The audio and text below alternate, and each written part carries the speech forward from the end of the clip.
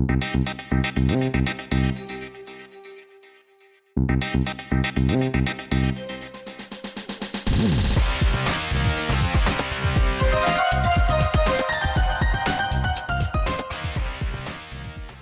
Expansion, देखो कुछ businesses exhibitions हैं, इवेंट्स हैं जो हमको, या नेटवर्किंग ग्रुप्स हैं, राइट, हमको हेल्प कर सकते हैं डायरेक्टरीज कि हम दूसरे कस्टमर तक पहुंचे।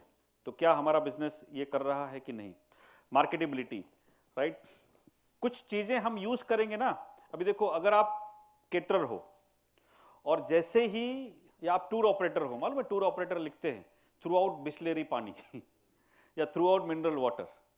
कहने का मतलब कि हमारी प्रोडक्ट यूज करके, अगर मैं मिनरल वाटर सप्लायर हूं तो मेरी प्रोडक्ट यूज करके वो अपनी मार्केटिंग बढ़ा रहा है कि मैं थ्रू आउट ये दे रहा हूं, यू नो, इस तरह से।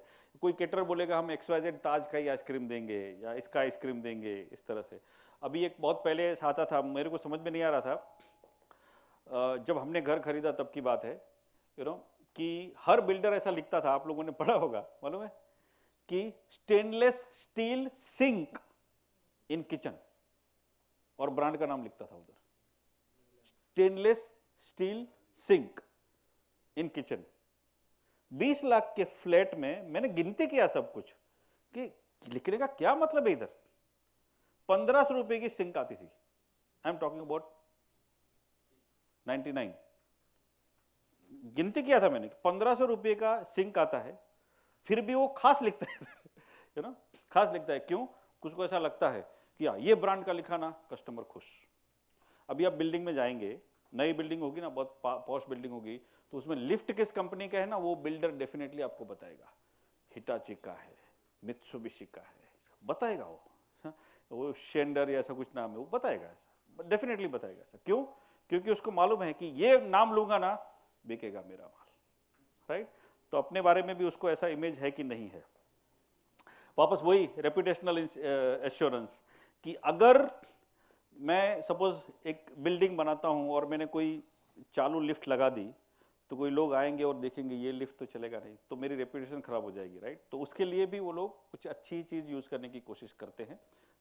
सो हमारी प्रोडक्ट उस लेवल तक उनको मतलब रेपुटेशन उनकी बरकरार रखती है या खत्म करती है, ये बहुत जरूरी है B2B में। Design and aesthetics, definitely corporates के अंदर भी ये सारी चीजें बहुत मायने रखती हैं। जो भी इंटीरियर प्रोडक्ट्स होंगी या एग्जीबिशन का डिजाइनिंग, देखो आप एग्जीबिशन में जाते हैं तो कितने मस्त स्टॉल आजकल डिजाइन होते आते हैं, राइट। तो कॉर्पोरेट को भी या कंपनीज को भी ये सारी चीजें B2B को भी चाहिए। पैकेजिंग बहुत सारा अच्छा अच्छा आता है, वेबसाइट के अंदर बहुत सारी अच्छी अच्छी डिजाइन आती हैं, तो ये सारी चीजें अगर हम प्रोवाइड करते हैं तो हमारे कस्टमर को ये भी इंपॉर्टेंट है। ओके, ग्रोथ एंड डेवलपमेंट, हमारा जो सिलेक्ट करने वाला मैन पावर है। अभी देखो, आप अकाउंटेंट को ढूंढोगे ना, तो आपको बहुत सारे टैली के अकाउंटेंट मिलेंगे कि नहीं मिलेंगे? बहुत सारे मिलेंगे, बराबर। सो अगर मैं एक कंपनी का अकाउंटेंट हूं, राइट, अभी तक मुझे टैली नहीं आता है, और अगर मैंने टैली आपके पास आपकी कंपनी में सीखा, इसके बाद मेरा खुद का मार्केटेबिलिटी बढ़ जाएगा ना अभी, क्योंकि टैली अगर मेरे को आता है तो इसका मतलब है मेरे को नेक्स्ट जॉब भी मिलना बहुत आसान है। इसी तरह से सैप नाम का ERP सॉफ्टवेयर अगर एक बार मैंने यूज किया है तो मैं दूसरे लोगों को जाके बोल सकता हूं कि मैंने ये किया है यूज, यू नो। तो इस तरह से B2B में देखो, परचेज करने वाला तो इंसान ही होता है ना सामने, तो वो भी नक्की करेगा कि ये चीज अगर मैं लूंगा तो इसमें से कुछ नया सीखूंगा क्या, मुझे कुछ नया जानने को मिलेगा कि नहीं मिलेगा, तो उसके बेसिस पे वो लेगा और फिर उसमें से कुछ सीख के अपना भी मार्केटिंग उसको बढ़ाने का चांस मिलता है। तो ये भी एक पॉसिबिलिटी है। वापस जिस तरह से B2C में टेंशन कम की अपेक्षा होती है, B2B में भी एंग्जाइटी कम होने की उसको एक्सपेक्टेशन होती है। तो यहाँ पे भी ग्रुप इंश्योरेंस होगा या फिनेंशियल रिस्क कवर। हम देखो एक्सपोर्ट इंपोर्ट करते हैं तो बहुत सारा रिस्क होता है, तो वहाँ पे भी ये सारी सर्विसेज बहुत काम आती हैं। फाइनली जो भी हमारे साथ काम करते हैं हमारे साथ जो काम करते हैं उनको हमारे साथ काम करने में बहुत मज़ा आना चाहिए, फन और एक कुछ ना कुछ उनको बेनिफिट होते रहना चाहिए, ऐसी हमारी सर्विस होनी चाहिए। और लास्ट में हमारे सामने वाले कस्टमर का भी कुछ विजन होगा ना, उस विजन में अगर मैं हेल्पफुल हो सकता हूं तो हमसे वो ज़्यादा जुड़ने की कोशिश करेगा। सो अगर हम उनको मार्केट एक्सपांड करने में, मार्केटिंग में, ब्रांड बिल्डिंग में हेल्प कर सकते हैं। नेक्स्ट इज होप, कि हमारे साथ जुड़ने में अगर उसको ऐसा लगता है कि यस मेरा बिजनेस बढ़ेगा, तो हम हमारे साथ बहुत काम करेगा, कोई प्रॉब्लम नहीं है। और लास्ट में आता है सोशल रिस्पॉन्सिबिलिटी। बहुत सारे ऐसे बिजनेसेस होते हैं जो, अभी देखो हॉस्पिटल्स के अंदर उनके एम्प्लॉय का पैकेजेस देते हैं ये लोग, कि एम्प्लॉय का हेल्थ चेकअप या एम्प्लॉय का कुछ ट्रीटमेंट सस्ते में करके देंगे वगैरह। इससे सोशली भी एम्प्लॉय के फैमिली को भी ये लोग हेल्प कर सकते हैं, अपनी कॉस्ट भी कम कर सकते हैं। तो हॉस्पिटल एक ऐसा एक सोल्यूशन है। उसी तरह से एजुकेशन इंस्टीट्यूट में बहुत सारा स्पॉन्सरशिप स्कॉलरशिप अनाउंस करते हैं। तो ये जो 40 ऐसे एलिमेंट्स थे जो B2B कस्टमर को चाहिए। आपके पास दूसरे 2 ग्राफिक आए हैं, आप देखिए। आपको ये क्वेश्चन का आंसर लिखना है। हाँ, मैं बाकी का बात करूं उसके पहले। विच elements our customer expect from us, मतलब अगर आपका B2C बिजनेस है या B2B बिजनेस है, आपके कस्टमर को B2C की 30 आइटम में से या तो B2B की 40 वैल्यू आइटम में से क्या एक्सपेक्टेड है, आपके कस्टमर को क्या अपेक्षा है, वो मुझे जानना है। लिखिए।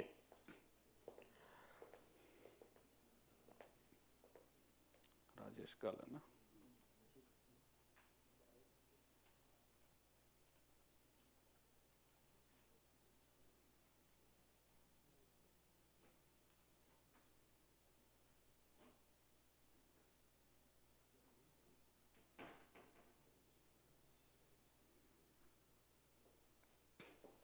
आपके कस्टमर को आपसे क्या एक्सपेक्टेशन है, आप दे रहे हैं कि नहीं दे रहे वो नहीं है, उसको क्या एक्सपेक्टेशन है आपसे या आपके कंपटीटर से, बराबर? ये आपको करना है। क्लियर?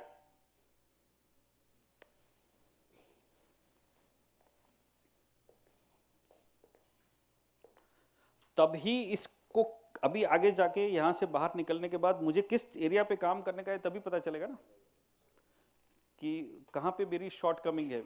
देखो ये 3 आवर्स में थोड़ा टाइम शॉर्ट है, टॉपिक जरा बड़ा है, राइट? सो मैंने उसको हरीडली पूरा करने की कोशिश की है, लेकिन फिर भी उसका आपके लिए जो टेक अवे है कि आपको इसमें से इतना तो क्लियर होना ही चाहिए, वो हमें देखने का है। सो इतना पता चल जाना चाहिए कि मेरे कस्टमर को मेरे से क्या एक्सपेक्टेड है। वो नंबर लिख लो और लिखो। समझ में नहीं आ रहा तो मुझे पूछ सकते हो।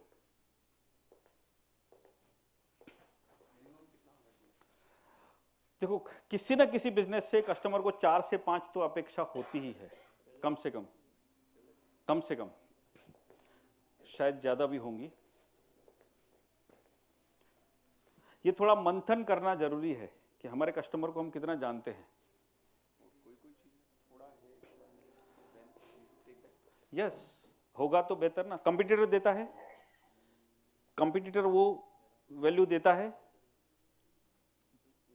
हाँ तो है, बराबर ना, क्योंकि इंडस्ट्री दे रही है ना, तो कस्टमर को हैबिट है कि हाँ ऐसा मिलता है। एक हिंट ये भी आएगा, आपका कंपटीटर कुछ दे रहा है तो वो इंपॉर्टेंट वैल्यू है। कॉम्पिटिटर्स भी 2 टाइप के, हाँ, एक अपनी लेवल का है और हाँ, हाई लेवल। लेकिन कस्टमर सेम है ना। देखो कस्टमर तनिष्क के पास भी जा सकता है, कस्टमर को एक्सपेक्टेशन है ना। सो इसमें क्या होगा, वो कस्टमर स्विच होने का चांस है, बराबर ना। सो उसकी यू नो कि उसकी एक्सपेक्टेशन है कि नहीं, मेरा इतना पॉइंट है, आपको पता है ना कि मेरे कस्टमर को ये एक्सपेक्टेशन है। ये अवेयरनेस आपके अंदर जागरूक हो, ये मेरी होप है कि मेरे कस्टमर को ये सब चाहिए।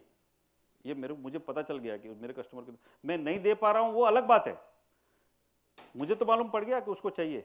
ये होमवर्क अपने को इसलिए करना जरूरी है। बोलो मेरे कस्टमर को क्या चाहिए, क्या मुझे मालूम है? इसमें से 20, इसमें से 30 या 40 में से, अगर मैं B2C है तो इस 30 में से, अगर मैं B2B हूं तो ये 40 में से। हो गया? या किसी को नहीं समझ में आ रहा है, प्लीज आस्क मी, पूछो।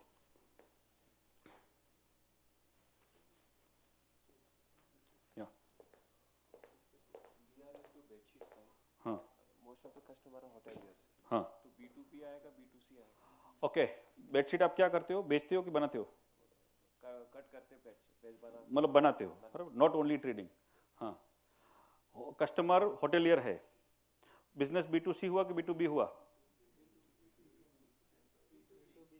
B2B, होटल सामने बिजनेस है ना। हाँ हाँ, बहुत सिंपल सा रूल मैं बोलता हूँ, सामने वाला GST नंबर वाला है B2B। बहुत सिंपल है नंबर सबके पास है, किसी को भरना नहीं है। ना। वो अलग मैटर है। हाँ, वो तो आएगा जब हो मैं क्या बोल, समझे ना, एक फॉर्मूला है, समझो, मतलब सामने शॉप है, ऑफिस है, या ऐसा बिजनेस तो B2B, या सामने कंज्यूमर है जो उसको वापस डालता है, खुद ही खा डालता है या पहन डालता है या यूज करता है, B2C।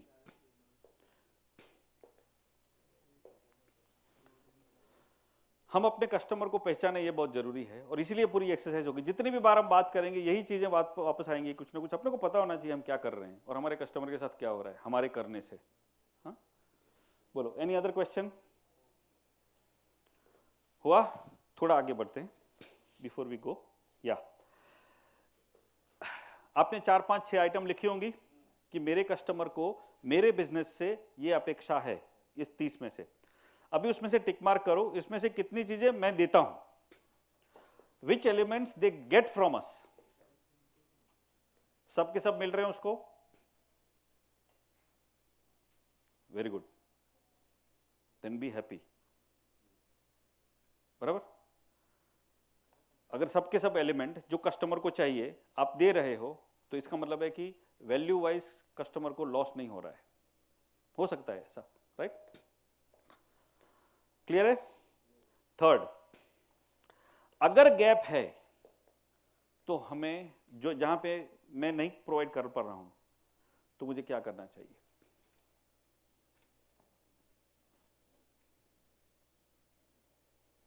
क्या करना चाहिए? सोचो, बराबर। अभी हाँ, उधर से तो कहानी बहुत लंबी चलेगी समझे, ऐसे नहीं होगी। कहने का मतलब है कि डायरेक्शन तो पता चलेगा कि मैं ये नहीं दे पा रहा हूं तो मुझे देने का है। क्लियर है? हो रहा है क्लियर? कोई एग्जांपल देगा मुझे कि मेरे कस्टमर को इतनी अपेक्षा है, ये 4, 5 वैल्यूज की अपेक्षा है, ये मैंने स्टडी किया है, कोई देगा?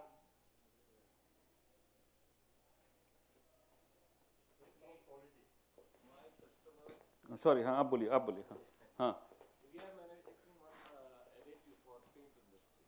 हाँ, एडिटिव। और मेरा कस्टमर चाह रहा है कि इस वक्त जैसे एक रॉ मटेरियल की स्कैर्सिटी है हाँ in the market whole of the India. हाँ He wanted that I should deliver. मैं उसको in time में करूँ, हाँ जो कि possible इस समय नहीं हो रहा है। हाँ और सबके साथ में एक प्रॉब्लम जुड़ा हुआ है, हाँ। मेरे साथ में। हाँ अब मैं ऐसी स्थिति में मैं क्या कर सकता हूँ?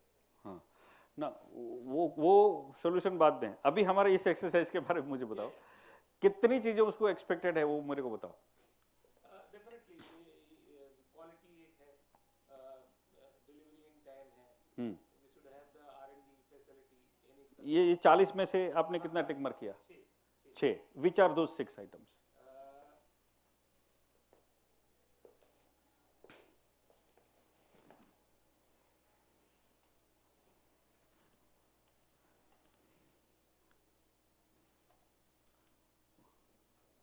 है आपके पास रेडी है? कितने आइटम्स हैं?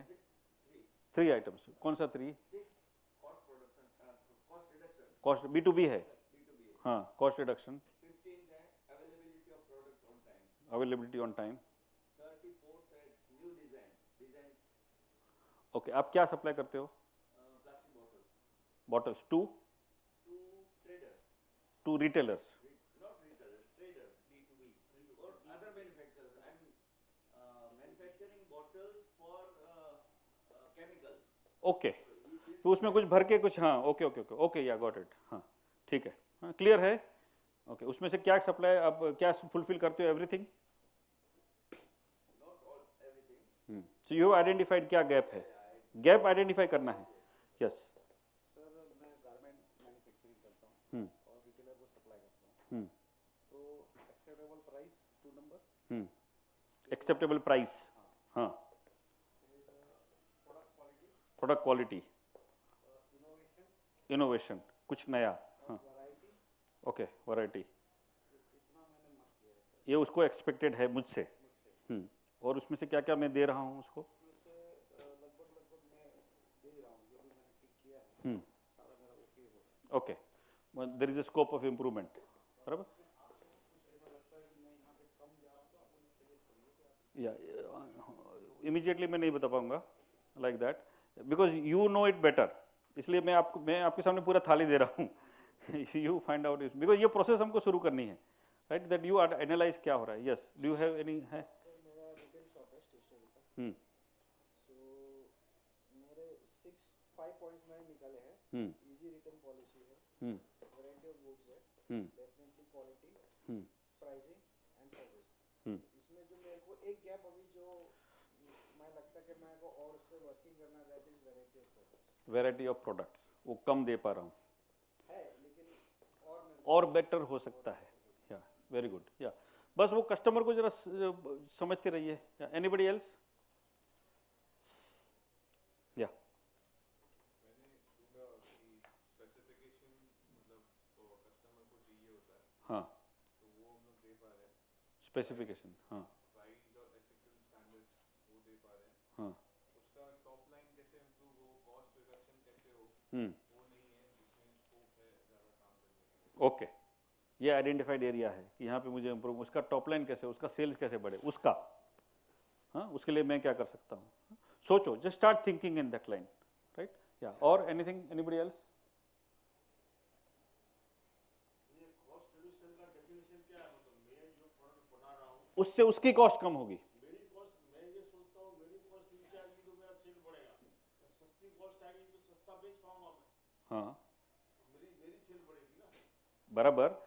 हम यहाँ पे हाँ क्या देख रहे हैं, B2B कस्टमर को क्या वैल्यूएबल है, मेरा कस्टमर को उसकी कॉस्ट कम करने का इंटरेस्ट है ना। मेरा कस्टमर दूसरे से कॉस्ट मेरी कम होगी तो वो लेगा मेरे सामान। हाँ, if the quality is same, yes. हाँ, अगर क्वालिटी सेम है तो एक चीज मान लो हाँ। दूसरा 100 रुपए में बेचता है, वैसी चीज मैं 90 रुपए में देता हूँ तो कस्टमर मेरे से माल लेगा ना, मतलब। बराबर। लेकिन वो 10 रुपया कॉस्ट कैसे कम आए, हाँ, कॉस्टिंग मेरे प्रोडक्ट की कॉस्टिंग कैसे कम या वो अलग मैटर है पूरा।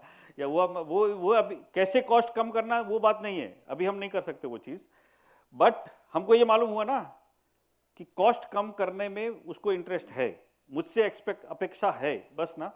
और मैं कर पा रहा हूँ कि नहीं कर पा रहा हूँ ये पता चला। मैं उसकी कॉस्ट कम करने में हेल्प कर सकता हूँ, उसकी करता हूँ। मैं नहीं करता हूँ, हाँ, करना चाहते हैं? जरूर करता हाँ, बस बस बस तो हमको यहाँ पे आज का एजेंडा यहाँ पे है कि कस्टमर को क्या चाहिए, क्या मैं दे पा रहा हूँ, क्या मैं नहीं दे पा रहा हूँ, वो मेरे को पता होना चाहिए कम से कम। समझे ना, वैल्यू कहाँ पे गैप है, राइट, वैल्यू क्रिएट कहाँ पे। बिकॉज सी अभी एक एक चीज पे cost reduction, new variety, new market expansion, एक एक टॉपिक पे जितना चाहो इतना डिटेल पॉसिबल है, समझे ना। तो हमको यहाँ पे ये वैल्यू क्रिएशन पे हमको फोकस रखने का है। या ओके, सो अभी अगेन वी विल बिफोर कुछ और चीजें जो हमको पूरी करनी है बिफोर वी गो। देखो लर्निंग क्या था, B2B एलिमेंट्स में से हमको क्या सीखने को मिला कि यहाँ पे भी 40 में से जितना हम दे सकते हैं पॉइंट्स, उतना एलिमेंट्स अगर दे पाएंगे तो बहुत अच्छा है। दूसरा, अलग अलग इंडस्ट्री में, एक केमिकल इंडस्ट्री है, एक गारमेंट इंडस्ट्री है, एक स्टेशनरी है, एक फ्रूट्स है, अलग अलग इंडस्ट्री में अलग अलग एलिमेंट, डेफिनेटली अलग अलग एलिमेंट का इंपॉर्टेंस होता है, दैट इज वेरी ऑब्वियस, ये क्लियर है। तीसरा कि हमारे कस्टमर के पास से हमको ये समझने की जरूरत है कि उनको क्या इंपॉर्टेंट है, right, so we have to speak to them. इतना लर्निंग हमको याद रखने का है। अच्छा, अभी कुछ और चीजें जो हमको ब्रीफली करनी है। क्रिएट वैल्यू, हम हाउ टू क्रिएट वैल्यू, हम वैल्यू कैसे क्रिएट कर सकेंगे। सो वैल्यू कैसे, या what should I do to fill the gap, तो वो स्टेप आप लिख पाए हैं? I want the answer from you. हाँ, तो दैट इज व्हाट आपको इन्वेस्टिगेशन चालू करने का है, यही मैं बोल रहा हूं, समझे ना। This is an exercise you have to do.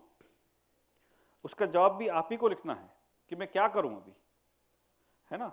Because हर एक का क्वेश्चन अलग आएगा, राइट लेकिन मुझे किस दिशा में मंथन करना है वो दिशा मिलेगी कि मेरे को ये चीज करने का, अभी कैसे करूं, तो उसके तो आंसर होंगे बहुत सारे, राइट। अच्छा, अभी एक बात समझो, मैं वैल्यू कैसे क्रिएट करूं, तो पहले तो मुझे एडेप्टेबिलिटी बढ़ानी पड़ेगी। अब क्या है, जरा थोड़ा सा भेद समझो। टेक्नोलॉजी जिस स्पीड से आगे बढ़ रही है ना, उस स्पीड से कंपनी आगे नहीं बढ़ पाती। क्यों? क्योंकि कंपनी के अंदर 50 लोग होंगे, 100 लोग होंगे, 200 लोग होंगे। उन लोगों को वो समझाऊंगा मैं, तब तक थोड़ा डिले हो जाएगा, राइट। तो जो कंपनी जैसे जैसे बाहर की टेक्नोलॉजी चेंज हो रही है, उसके अनुसार जल्दी से जल्दी अपने आप को, अपने 50, 100, 500, 1000 लोगों को एडप्ट कर पाती है, वो जल्दी आगे बढ़ती है। सो अगर वैल्यू क्रिएट करनी है तो अपनी एडेप्टेबिलिटी की स्पीड बढ़ानी पड़ेगी, ताकि हमारे लोग कुछ भी नई चैलेंज आई तुरंत उसके लिए रेडी हो जाए। तो ये करने की जरूरत है। हाउ टू क्रिएट वैल्यू, कि जहां जहां पे चेंज, वहां पे देखो अपना लोगों का चेंज के लिए बहुत ही रेजिस्टेंस आता है। किसी भी चीज में नई टेक्नोलॉजी डालोगे तो आपका स्टाफ उसको एक्सेप्ट करने में मुश्किल होगा। तो जैसे जैसे इस कल्चर को चेंज करोगे, एडेप्टेबिलिटी बढ़ेगी। अच्छा, तीन लेवल पे एडेप्टेबिलिटी के डिफरेंस आते हैं। फर्स्ट की टेक्नोलॉजी बहुत स्पीड से आगे बढ़ती है, कंपनियां बहुत स्लोली आगे बढ़ती हैं। तीसरा, कंपनी आगे बढ़े उसके बाद एक तीसरा स्पीड ब्रेकर आता है, पर्सन खुद, एम्प्लॉय खुद, क्योंकि वो और भी स्लोली समझता है किसी भी चीज को, बराबर। तो हमको जो कंपनियां जैसे जैसे परिवर्तन आता है, जितना जल्दी उसको एडप्ट कर पाती है, वही अच्छी तरह से वैल्यू क्रिएट कर पाएगी। ये एक सॉल्यूशन है। दूसरा, अगर वैल्यू क्रिएट करनी है तो शॉर्टकट मत मारो, थिंक लॉन्ग टर्म। कि कस्टमर को आज से 5 सालों के बाद, 10 सालों के बाद, 15 सालों के बाद अगर मेरे को जोड़ के रखने का है तो क्या करना पड़ेगा, उस एंगल से सोचोगे। अभी आया, अभी उसको बकरा समझ के काट डालूं, डोंट डू इट। आज काट डालोगे चला जाएगा customer, right, don't do it, right. Think long term, okay. Be customer centric. हाँ, तीसरा सॉल्यूशन है, हमारा जो भी ऑपरेशंस हैं, जो भी पॉलिसीज हैं, कस्टमर को ध्यान में रख के ही करो, तो ही वैल्यू क्रिएट कर पाओगे। मुझे प्रॉफिट मिले, यही अगर फोकस रहेगा, मुझे इसमें से क्या मिलेगा, अगर कस्टमर के लिए कुछ बेनिफिट होगा, उसके लिए कुछ काम होगा, तो ही वैल्यू क्रिएट हो पाएगी, ओके। चौथा, find out the gap in the market. कहां कहां पे गैप है, बराबर। जो मैंने उबर का एग्जांपल दिया, ये उबर का ही क्लिप था, मैं आपको लास्ट में बताता हूं, लेकिन पहले लेट मी कंप्लीट इट। जहां जहां पे भी गैप है, वो अपने इंडस्ट्री में गैप को फाइंड आउट करने की कोशिश करो कि दूसरे कंपटीटर क्या नहीं दे पा रहे हैं और जो कस्टमर को एक्सपेक्टेशन है, तो आप वैल्यू क्रिएट कर पाओगे, राइट। उसके लिए अपनी वैल्यू चेन जो होती है ना, हर एक इंडस्ट्री की एक वैल्यू चेन होती है। ये एक टेक्सटाइल इंडस्ट्री की वैल्यू चेन है कि रॉ मटेरियल से टेक्सटाइल प्लांट में आता है, ओके। टेक्सटाइल प्लांट के बाद अपरेल प्लांट में जाता है, जहां पे गारमेंट बनते हैं, एसेसरीज और अपरेल प्लांट में आते हैं, गारमेंट बनते हैं, फिर डिस्ट्रीब्यूटर के पास जाता है, फिर रिटेलर के पास जाता है, फिर कस्टमर के पास जाता है। हम इस वैल्यू चेन में किधर भी हो सकते हैं, अपनी इंडस्ट्री भी ऐसी ही कोई वैल्यू चेन होगी। तो इस इंडस्ट्री में राइट हैंड साइड पे कस्टमर है, लेफ्ट हैंड साइड पे सप्लायर होता है, राइट। राइट हैंड साइड वाला जो कस्टमर है, उसके कुछ पेन प्रॉब्लम्स होंगे, वो समझने की कोशिश करो, आपको शायद वैल्यू के आइडिया मिलेंगे। उसी तरह से ये एग्रीकल्चर इंडस्ट्री का वैल्यू चेन है। यहाँ पे भी जो फर्टिलाइजर वगैरह इनपुट प्रोडक्ट से लेके ग्रोअर है, फार्मर है, ट्रेडर है, फूड कंपनीज है, रिटेलर है और कंज्यूमर है, ये पूरी चेन के अंदर हम कहीं पे भी हो सकते हैं। और हमारे राइट हैंड साइड में जो कस्टमर है, वो गैप हमको फाइंड आउट करना है। नेक्स्ट, कंटिन्यूअसली इनोवेट करो, कुछ ना कुछ सुधारने की कोशिश करो, रोज कुछ ना कुछ इंप्रूव हो ऐसा कोशिश करो। हमेशा एवरीवेयर एंड एवरी टाइम कुछ ना कुछ चेंज करने की कोशिश करो, राइट। रोज कुछ ना कुछ सुधरने की कोशिश करोगे तो ही वैल्यू क्रिएट कर पाएंगे। और अभी आगे जाके वैल्यू क्रिएशन का स्कोप किधर किधर है, तो उसके 4-5 पॉइंट हमको समझने हैं। पहले तो ये समझने का है कि अभी जो समय आ रहा है, उसमें जो काम का भी कमोडिटाइज हो गया है। कमोडिटाइज मतलब कुछ ऐसे काम थे जिसकी पहले वैल्यू थी, धीरे धीरे वो वैल्यू खत्म हो रही है। एक एग्जांपल मैं आपको दूं कि मतलब वो ट्रैवल बुकिंग था ना, एयर टिकट बुकिंग, उसके एजेंट हुआ करते थे, एयर टिकट के एजेंट, रेलवे ट्रेन के एजेंट, वो पूरा काम ऑटोमेटेड हो गया। अभी कोई एजेंट के पास से वेरी रेयरली बुक कराते हैं, वेरी रेयरली खुद ही कर लेते हैं, ऑफिस में खुद करा लेते हैं, राइट। इस तरह से बहुत सारे ऐसे काम हैं धीरे धीरे ऑटोमेशन पे चले जा रहे हैं। अकाउंटिंग एक ऐसा एरिया है जहाँ पे ये तकलीफ आने वाली है। अकाउंटेंट का बहुत सारा काम ऑटोमेटेड होने जा रहा है, एडवोकेट्स का बहुत सारा काम ऑटोमेटिक होने को जा रहा है, बराबर। डॉक्टरों का बहुत सारा काम ऑटोमेटिक होने को जा रहा है। डॉक्टरों का कम से कम डायग्नोसिस तो हो ही जा रहा है, जा ही रहा है, आ रहा है। 5 साल 10 साल 15 साल में आप देखोगे डॉक्टरों का काम बहुत कम हो रहा है, एडवोकेट का काम बहुत कम हो रहा है, क्योंकि मशीन करने लगेगा। तो जो भी ऐसा सोचने का काम है, जो गिनती करके हो सकता है, थोड़ा बहुत भूतकाल को देख के हो सकता है, डेटा देख के, वो सारा काम तो मशीन करेगा अभी। तो आने वाले फ्यूचर में अगर हमको वैल्यू क्रिएट करनी है तो हमारा काम डिफरेंशिएटेड होना चाहिए, जो कोई मशीन नहीं कर सकता है। ऐसा काम करेंगे तो कर पाएंगे। दूसरा, अभी तक का हमारा जो फोकस था, हम सस्ते में या कम समय में कैसे प्रोडक्शन बढ़ा पाएं, इसी चीज के ऊपर हमारा फोकस था। एक्चुअली आगे जाके फोकस जो है वो प्रोडक्टिविटी के ऊपर नहीं, क्रिएटिविटी के ऊपर, कितना अच्छी तरह से कस्टमर को हम सर्विस दे पाएंगे, कितना बेहतर सर्विस दे पाएंगे, उसके ऊपर फोकस लाना जरूरी है। थर्ड थिंग, हमारा जो फोकस है वो मल्टीपल लोगों को मास कस्टमाइजेशन कैसे दे पाएंगे। मतलब जिसको कहते हैं ना कि हर कस्टमर को ऐसा लगना चाहिए कि ये कंपनी मेरे लिए खास सब कुछ कर रही है, राइट। ऐसे छोटे छोटे एग्जांपल्स मैं आपको बोलता हूँ कि सोच लो कि अभी पहले कैसा था, अगर मुझे एक डायरे के ऊपर या एक पेन के ऊपर किसी का नाम लिखने का था तो बहुत थोड़ा टाइम लगता था। अभी वो मतलब और कॉस्ट भी बहुत बढ़ जाती थी, राइट। अभी ऐसे टूल आने लगे हैं कि फटाफट से ज़्यादा कुछ कॉस्ट बढ़ता नहीं है, लोगों का पर्सनलाइज नाम का पेन डायरी वगैरह आप दे सकते हो। एक सर्विस अभी मैंने देखा, एक स्टार्टअप है, क्या सर्विस निकल रही है, देखो मास कस्टमाइजेशन कैसे हो रहा है। जरा सोचो, आप सेल्फी निकालो, आपका जो सेल्फी उधर ही देने का, उधर सेल्फी किया, ट्रांसफर किया सामने वाले को, कॉफी के कप के ऊपर आपका अभी निकाला हुआ सेल्फी आएगा उसी वक्त। कस्टमाइजेशन है ना, ऐसा आ रहा है। तो कस्टमर को अभी ये सारी चीजें देख रहे हैं तो उनको भी चाहिए ना कि मैं जिधर खड़ा हूं उसी वक्त का फोटो करो, मेरी कॉफी के ऊपर आ जाएगा, उसको पी जाऊंगा मैं। यू नो, तो ये अभी का फ्यूचर है जो आ रहा है, जो हमको तैयार होने की जरूरत है। ओके, दूसरा, अभी तक हम मास प्रोडक्शन के ऊपर फोकस कर रहे थे। मास प्रोडक्शन से ज्यादा अभी जो है हम मास क्रिएटिविटी कैसे कर पाए, कि कंटिन्यूअसली कुछ कुछ नया कैसे दे पाएं, उसके लिए अपने अंदर कैसे चेंज करना पड़ेगा, इसके ऊपर फोकस करने की जरूरत है। और दूसरा, कंपनीज के अंदर जो मेन फोकस होता है, कॉस्ट को कैसे कम करूं। कॉस्ट कम करने का फोकस जारी रखना पड़ेगा, लेकिन साथ साथ उसको सस्ता अभी क्यों चाहिए, क्योंकि वो 100 रुपया दे रहा है, उसको 80 रुपये में चाहिए, बराबर है, सही बात है। लेकिन उसको 100 रुपया देने के बाद भी ऐसा लगने लगे कि नहीं ये 120 रुपये की आइटम में मेरे को सस्ती मिल रही है। वो कैसे, अगर हम प्रोडक्ट के अंदर वैल्यू ऐड करेंगे तो, राइट। सो हमको खाली कॉस्ट कटिंग के ऊपर ध्यान नहीं देना चाहिए। मैं ये नहीं बोल रहा हूं कि कॉस्ट को बढ़ाओ, आप कॉस्ट कटिंग का कोशिश चालू रखो, लेकिन उसकी वजह से वैल्यू कम नहीं होनी चाहिए। वैल्यू बढ़ाने के ऊपर भी उतना ही फोकस दो, तो डेफिनेटली हम कुछ कर पाएंगे। अभी तक का हमारा जो मैनेजमेंट का फोकस है वो रिसोर्सेज को, मैन पावर को, मशीन को, मनी को, मटेरियल को मैनेज करने के ऊपर फोकस था।